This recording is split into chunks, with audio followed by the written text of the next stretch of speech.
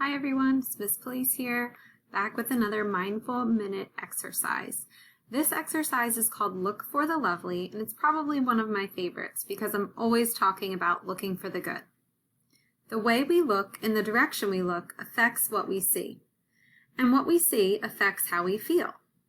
By intentionally looking for and tuning into moments of loveliness, generosity, and kindness throughout your day, you can nudge your mood and overall perspective into the positive.